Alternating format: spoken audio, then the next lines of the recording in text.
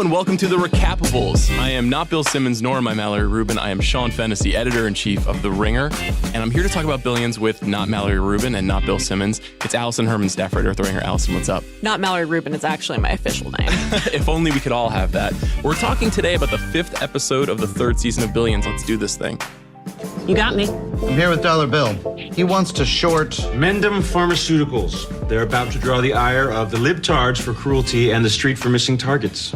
You use that word so I feel rage and then tell myself not to allow that to make me predisposed against your idea. Smart. And would work if I hadn't studied Agrippa, which I have. Regardless, I support this if compliance approves. Fuck yeah. Okay, Allison, we find ourselves nearly at the halfway mark of what has been, I would say, a very plot-heavy, very fascinating, very pop culture-filled 3rd season of Billions. Normally in this spot, we do the 42-second recap. I am incapable of doing that, so I'm going to throw it right to you. 42 seconds on the clock. Break down for me what happened in this episode. Okay, I've been doing my vocal exercises. Chuck and Axe race to get their hands at a key piece of evidence in Axe's upcoming trial, which is a sample slide of the toxin Axe used to poison planted ice juice drinkers, which is in the possession of an oncologist you may recognize from season 1, Dr. Gilbert. Meanwhile, Sacker and Connerty go head-to-head in court when Connerty starts wondering why convicted criminal Lawrence Boyd is now not in prison. Wendy unsuccessfully referees a playground fight between Dollar Bill and Axe Capital's new chief compliance officer, Ari Spiros. And finally, Taylor goes to the Bay Area and quote-unquote makes an investment with a nerdy venture capitalist who bears an uncanny resemblance to comedian Mike Birbiglia. Wow, that was exceptional. Oh my goodness. And yet so much to unpack from there. Where would you like to start? What should we be breaking down here? Because there are essentially, there's an A plot, a B plot, a C plot, a D plot, maybe even an E plot. Yeah, I really did not appreciate just how dense and plot heavy this show was until it was part of my job to catalog the various plot machinations of a single episode. Yeah, you don't really realize how much work you have to do until you start taking notes during an episode. It's kind of an impressive thing. They're writing these episodes every week, and there is just an enormous amount of information that's going into all of them. Oh, absolutely. And I will say, you know, as a TV critic, I encounter a lot of episodes or a lot of shows of television that, shall we say, do not earn their runtimes. Mm-hmm. And I would say there was a solid 55 minutes of plot, if not maybe like an hour and a half of plot that they just squeezed into 55 minutes. So kudos to the Billions writers. Completely true. So where do you want to start? You want to start with Axe and Dr. Gilbert? Is that where we should go? Sure. I think that's the most important to the sort of overall arc of the season, which I guess is the attorney's office prepping to bring Axe to trial, which I'm assuming will be the last, like, maybe third of the season will be the actual courtroom machinations. But yeah, this is the fallout of the ice juice plot, which has taken up a lot of the season. Yeah, the way they tell this part of the story is actually pretty interesting because we essentially go inside of Axe's mind and he visualizes what he believes Dr. Gilbert actually did at this time. And there's a lot of feints, a lot of false fronts on all this imagining where he looks at someone tells a story, and then he visualizes the story in his own way. And so he determines that he doesn't believe Dr. Gilbert disposed of this slide that you referenced because he has the sixth sense. Why? How does Axe have this ability? I mean, I think Billions is fond of these like weird narrative devices and twists and turns. They obviously did a flashback last week.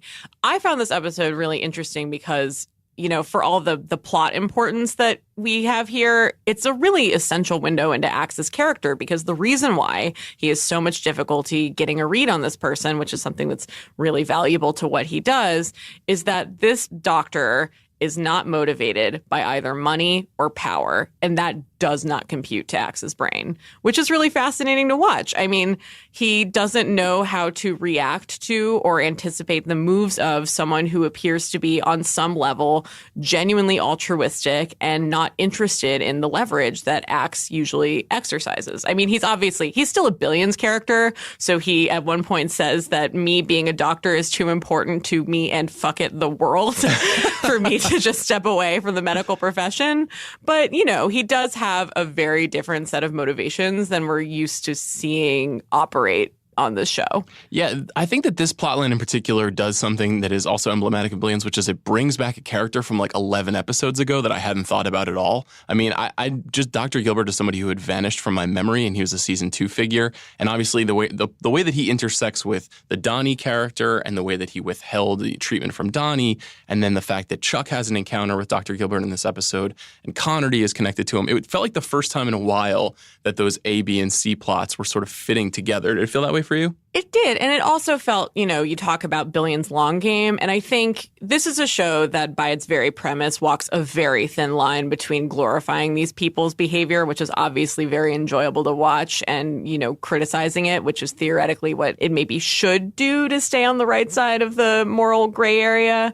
And one of the things it does in this episode to really emphasize that is that this doctor we met the first time because he treated Donnie Khan, who was an Axe Cap guy who had possibly flipped to the feds, and Axe basically winked at this doctor and said, don't give him this experimental treatment so that way he will die of this terminal cancer before he will have a chance to testify, which is a horrible thing that Axe did. And now Chuck does his own horrible thing, which is go to this guy's widower and tell him this information in a weaponized fashion to encourage him to help Chuck in his quest to find this doctor. And, both Chuck and Axe are obviously despicable, but I think a really important thing that Billions does is show you the continued collateral damage of these people's actions, which is a widower who has been living with this for a while and is now freshly re-traumatized as part of this ongoing conflict between these two men. Yeah, it's a fascinating thing to keep bringing back all these figures. There's another figure who's brought back into the fold here who also interconnects, I think, with Axe and Chuck pretty seamlessly, and that's Lawrence Boyd, played by the great playwright Eric Bogosian.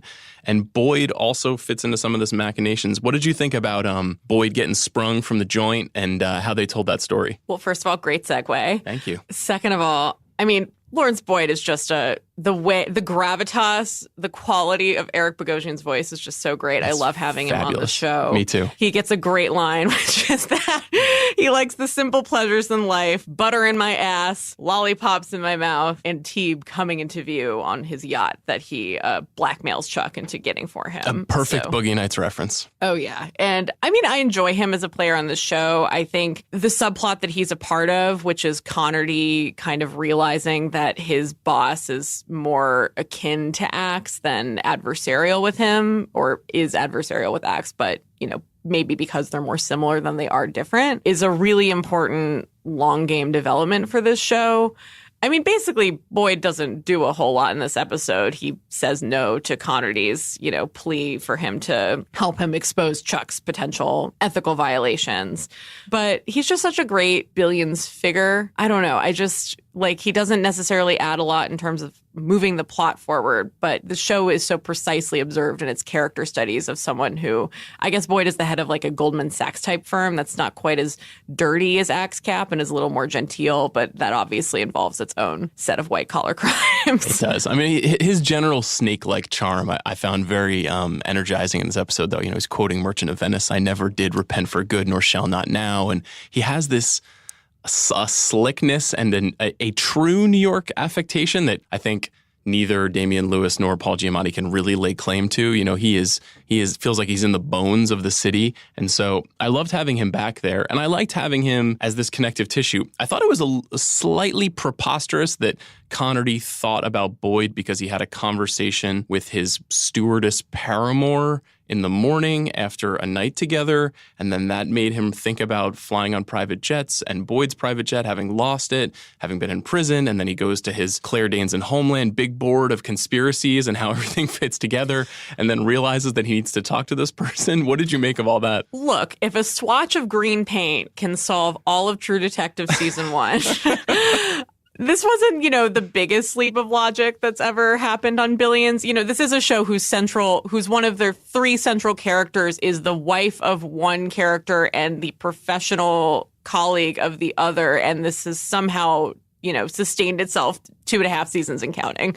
So logical leaps are Billions oeuvre. I will also say the last time we saw Lawrence Boyd, he was wearing a janitor's outfit when he was doing his work duty while in prison. And it felt really good to see him in a suit in a enormous library, probably somewhere on the Upper East Side again. He seems comfortable. He did. You also tipped off a little bit of a strong segue here for Wendy and everything happening at Axe Capital. I will say this was by far my favorite part of the episode, the way that Wendy, Dollar Bill, and Spiros intersected with a dash of Wags on the side. Dollar Bill and Spiros are obviously engaged in this war between the sort of dirty pool that goes into the high-level trading at Axe and the compliance aspect that Spiros has been brought in to oversee. A Dollar Bill tries to push a trade across the line. Spiros identifies something there that is untoward the SEC. Yes, and uses it as an opportunity to blow up that situation and to embarrass Dollar Bill. Wendy thrusts herself into the middle of this and attempts an intervention of sorts that is actually just an inflaming of her own sadness and depression, which then leads to a trip to Wags' office, in which she starts drinking brown liquor with Wags. Like the Mad Men alum she is. Truly. Good call. It did have a whiff of 2018 Mad Men, this whole segment, shouting in an office and then, decompressing with some booze in an office. What'd you think of Dollar Bill, Spiros, Wags, Wendy, and everything happening at Axe? I mean, I love this. I thought it was almost like a miniature, dinkier, even stupider version of the Axe Chuck tug of war. I mean, these are two men who are ultimately, maybe a little more similar than they are different. They have some very obvious, surface digressions, but they're both pompous assholes.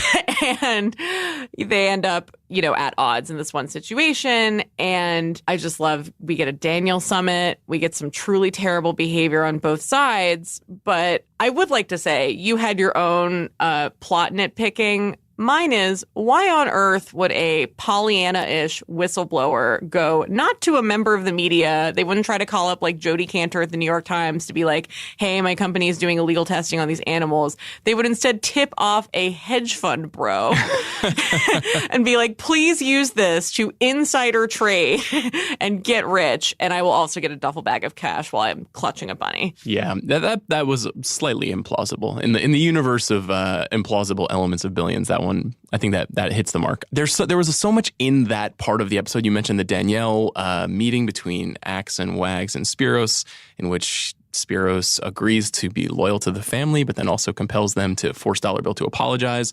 There's this fascinating and bizarre showdown between Dollar Bill and Wags and Axe in the street, in which Dollar Bill strips down. There's Dollar Bill crashing his SUV into Spiros' precious Porsche. There's kind of a fireworks episode of the show, and that leads me to the fireworks that happen between Taylor and Oscar. The aforementioned Mike Birbiglia that you mentioned. What'd you make of that turn to the seductive for Taylor? I loved it so much. I mean, Taylor, as has been mentioned many times on this podcast, is arguably the MVP of the show, was definitely the MVP of the second season, played a really big role in this show, shifting gears from pretty good but finding its feet to really hitting its rhythm. But I think one of the things that we might want from Taylor is that we've seen them operate in a professional context that they're obviously fantastic at and play such an important role in. But we've never really seen them in a personal context, which is partly, it fits in their character. They're very severe. They clearly have a very strict boundary between their private and public life. But it was just so great to see something from them that was not professional. And also, I guess I did have a little bit of an issue with the Mike Birbiglia character, and that we're kind of told that he's this wonky tech guy who can't deal with small talk, but because he's Mike Birbiglia, who's just an avuncular dude, he comes across pretty normal to me. Yeah, he's pretty charming actually in his own Birbiglian way. I also wanted to ask, do you know what tech billionaire he's supposed to be, a take on or making fun of? It's funny. Initially, I had forgotten about the James Walk character who died in the previous episode. And so when we were introduced to him, I thought he was meant to be a slightly Elon Muskian type of guy.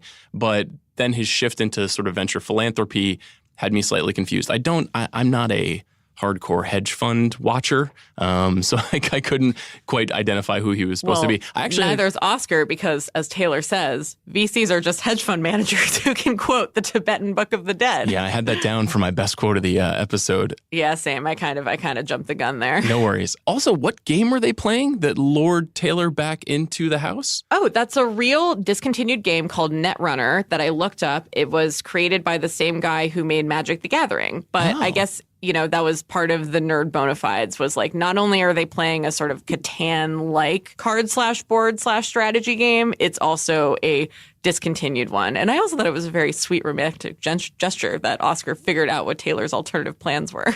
I agree. I also, I'm going to go from one wine moment to the next. They share a glass of wine, which then leads to their romantic interlude set to one of my favorite Echo and the Bunnymen songs. Then there was another wine moment in the aforementioned Danielle meeting with Spiros, and I'd like to highlight that as my most scarring scene. That was mine too. Oh, wow. This is perfect. It was unanimous. Let's talk a little bit about some of the things that Spiros says there, particularly that's some white berg, fleshy yellow apple, notes of starfruit. That made me want to hurt myself. That was not good. I mean, the way Spiros' gourmandism is wielded as a weapon against his character. I mean, the fact that he's a coffee nerd, the fact that he has that weird cappuccino machine in his office, the fact that even, extending to the sports car, one of the biggest lines in my notes is when he steps out and he's not only driving a sports car, which obviously, Wendy drives a Maserati, Chuck drives an extremely expensive car for a U.S. attorney, but it's the fact that he steps out and he's wearing an honest to God racer jacket for his commute to work.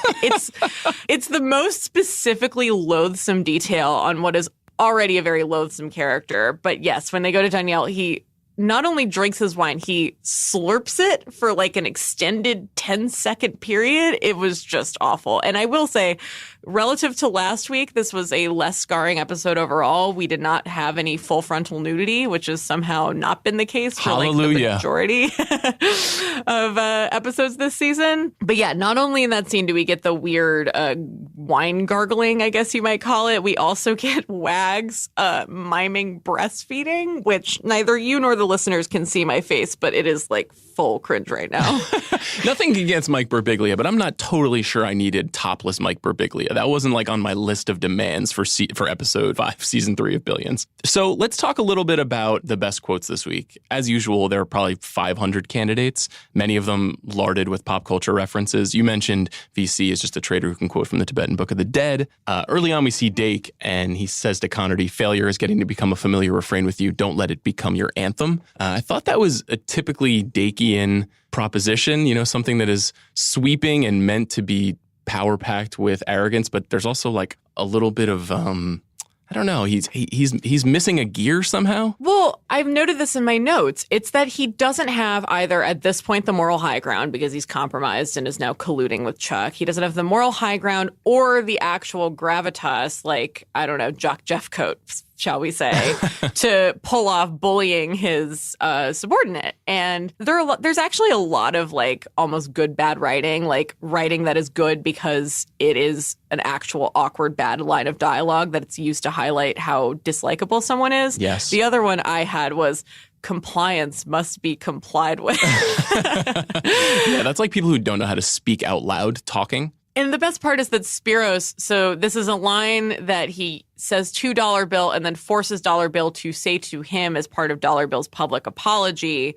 He's so proud of it. He thinks it's so clever, which is one of my favorite, character gestures that a show or a movie can do to just undermine a character by showing that they take an inordinate amount of pride in something that there's really not much to be proud of there. Would you say there was too much Spiros in this episode? I mean, any Spiros is too much Spiros because he's a loathsome person who, as Mallory Rubin is rightly fond of reminding the listeners to this podcast, is a rapist in addition to just being a dislikable person. That's a good point. Yeah, the contrast between him and Dollar Bill I thought was very illuminating. Yeah, Dollar Bill is also a dirtbag of a high order, and yet somehow I find myself rooting for him purely by dint of wit, I think. It was funny when they had their showdown, and, we can talk a little bit about some of the quotes there.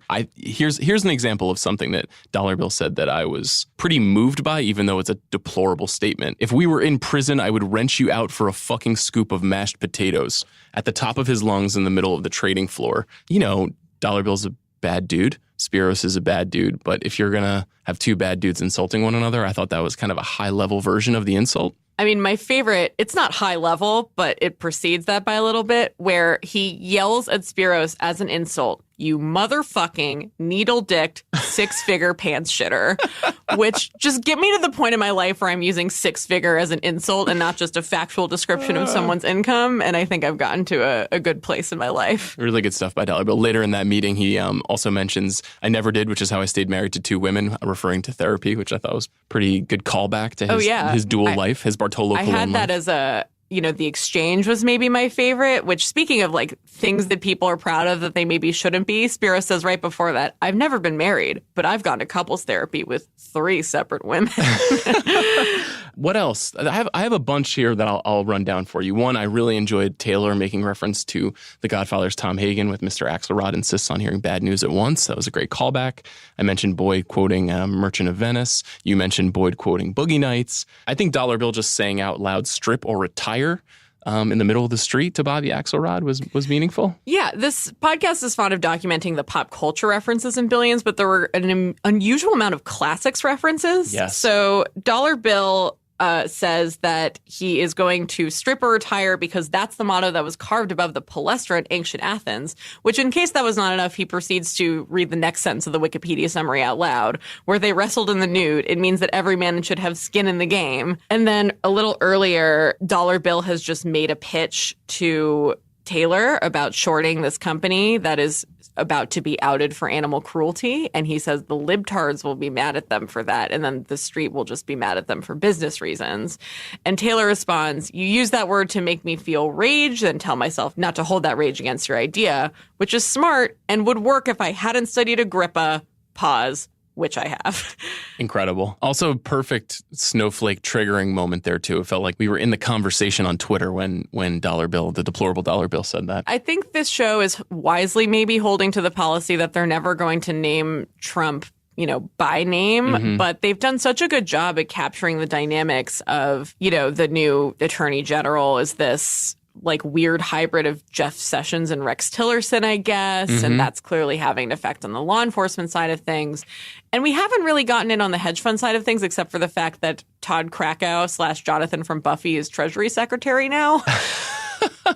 Wow, I hadn't put that together, that was who plays him. Oh, yeah, that's Danny Strong. He's a great character actor, but I think it should always be remembered, or I will always know him as Jonathan from Buffy. But they haven't really explored like how the traders necessarily feel about this guy who's simultaneously like the ultimate capitalist, but also is like a guy who plays a businessman on TV. I feel like it'll be interesting as people let their attitudes towards the current political situation like slip in passing. I had another reference that I really wanted to throw in there, which is that, Mike Birbiglia's character, Oscar Longstraw, is encouraging Taylor to stick around and listen to some VC pitches.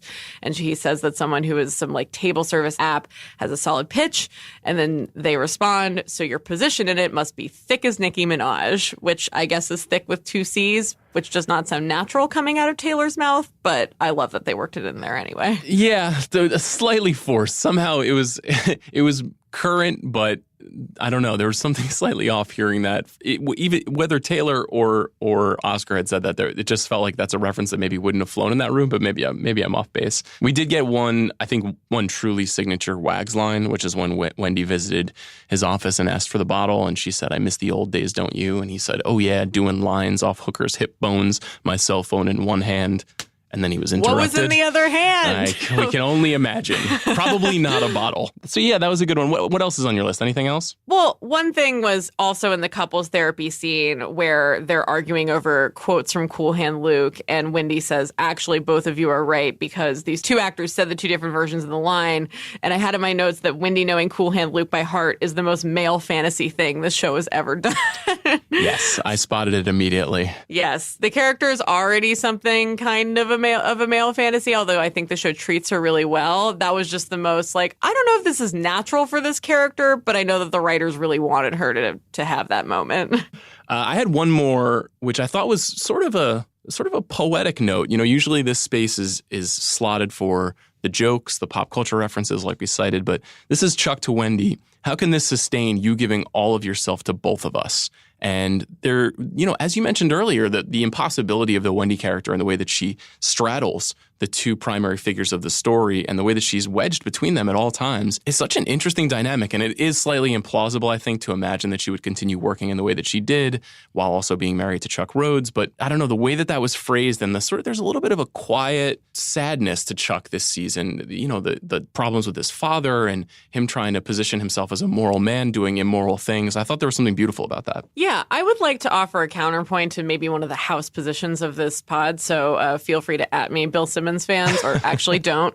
But, I know Bill and Mal both are both Team Axe over Team Chuck. And I do agree that Chuck is kind of a loathsome person, but I feel more personal sympathy for him. I find him a little bit of the underdog in this situation. I do not approve of the ethics of this whole hedge fund ecosystem. And ultimately, I think I'm going to advocate for bringing justice to hedge fund guys, even if it's in this weird backwards compromised way. But yeah, I really do feel for Chuck, and I think he kind of has a more convincing emotional conflict going on than Axe, who has this bizarrely frictionless divorce with Lara, who is still MIA going on. Yeah, hopefully it stays that way. We won't have to add Lara to the LVP this week because Lara did not make an appearance, mercifully. Who was your MVP, though, before we get to that? My MVP was Taylor, because they had a plot line that was totally divorced from the Chuck-Axe conflict, which is automatically a plus because I doubt there will be any winners in the long run there. And they got this really interesting, Billions is a show about people with billions of dollars. And I think it was perhaps inevitable that they would venture out to the Bay Area and see who from there would fit in their ecosystem. They're obviously getting a Russian oligarch sometime later in the season, which we're still waiting on with bated breath.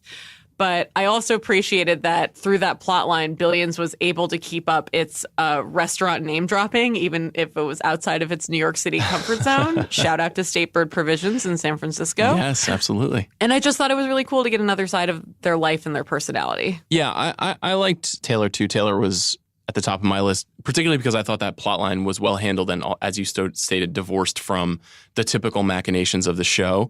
I'm going to give a shout out to Dollar Bill, though, who I just think was just a purely entertaining television show character this week. And, I think there's a lot of longing for him to just kind of drop the bomb on somebody on a frequent basis. And who better than Spiros, who he just repeatedly dunked on, even when Spiros somehow won. It felt like Dollar Bill had the upper hand. So I'll go Dollar Bill. So I'm going to disagree with you and segue into the LVP, because my LVP of the week was a tie between Spiros and Dollar Bill. Oh, I don't think anyone won there. I mean, first of all, just in terms of the hard resolution of there, Spiros obviously loses because he gets his precious baby German sports car publicly fucked up in humiliating and angering fashion and distressing fashion as well.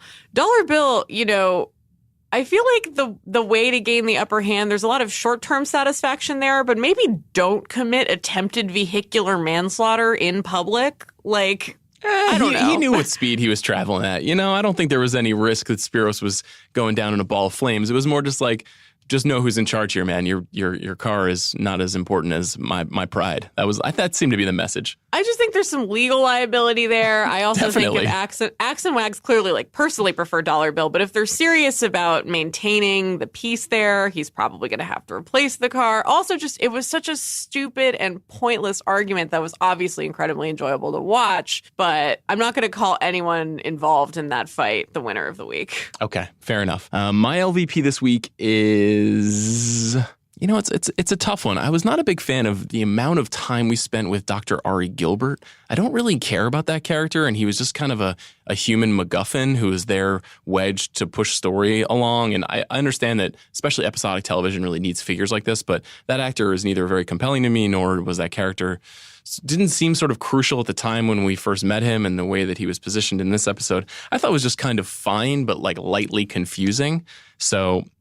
sorry, Dr. Ari Gilbert, you're my guy. Brief look ahead to next week. What do we think is going to happen, Allison? Well, I don't know if it's going to happen, but one thing I would like to see is that this episode had an unusual amount of very direct foreshadowing. You mentioned the exchange in the hallway where, Chuck directly asked Wendy, how can you sustain yourself or how is this going to last? And she basically says it isn't. That's one of several times in the episode. I think Wags and Wendy have a really interesting sit down after he offers her a full bottle of liquor.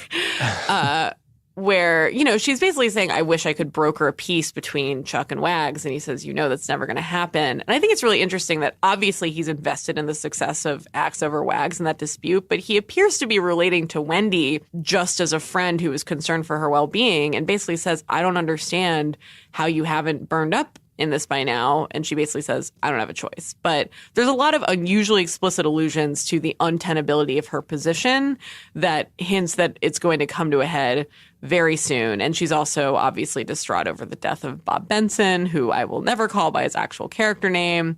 It's affecting her professional life. She doesn't successfully either assuage Taylor last week from their ethical conflicts. She doesn't successfully broker a peace between Dollar Bill and Spiros. Axe and Wags don't seem to be noticing and criticizing her job performance, but I think we as viewers should be taking stock of how, you know, she's not going to be able to hold this line forever. Yeah, even though she is that wedge that I was describing earlier, I'd love to have a Wendy Bottle episode, you know, maybe like an Origins episode where she shows us some of that story she told about when she met Chuck and maybe how she spends her free time. I find myself always wanting more of her in every show. Maybe that's just because Maggie Siff should have her own show, but it would be nice if they devoted a little bit more time. Somehow I suspect we're just going to get a whole lot of Axe and Chuck next week, though. Allison, thank you so much for doing this today. Thank you for chatting Billions. All the listeners to the Recappables Billions, I promise that Bill and Mal will be back next week. In the meantime, appreciate you sticking around for this hostile takeover. Of course. Our theme song was made by our friends at songfinch.com. Check out Songfinch to turn your stories, memories, and feelings into a one-of-a-kind song by professional musicians. It makes the perfect gift for any occasion. Songfinch.com.